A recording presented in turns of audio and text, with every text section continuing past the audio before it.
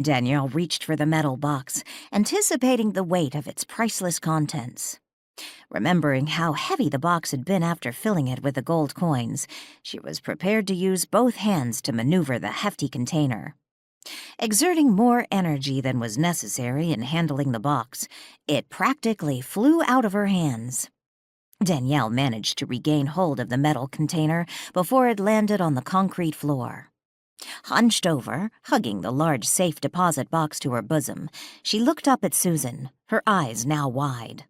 Slowly standing up straight, still clutching the surprisingly light metal box in her arms, Danielle now understood what Susan was talking about a moment earlier when questioning if they had opened the correct safe deposit box.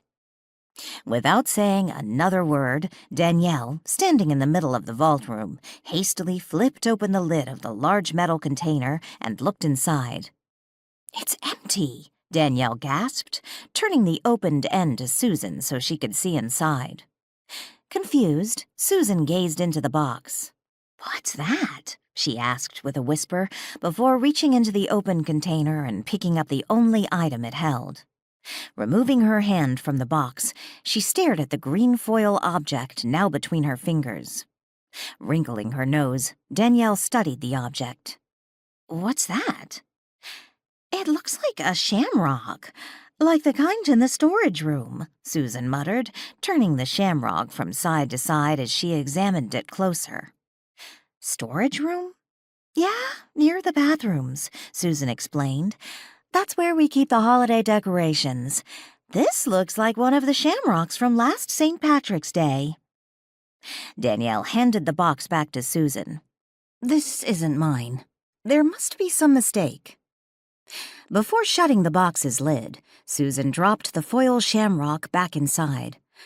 "I don't understand. It has to be yours. Your key fit." "Then where are my gold coins?" Danielle demanded, sounding harsher than she intended. "This doesn't make any sense," Susan muttered. Danielle hastily located another key on her keyring and shoved it at Susan. "Open the other box.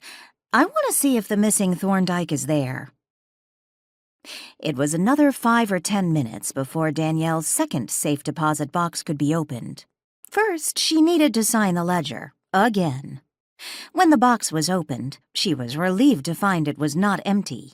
It held a velvet pouch, and inside that, the missing Thorndyke, an antique necklace of diamonds and emeralds valued in excess of $1 million.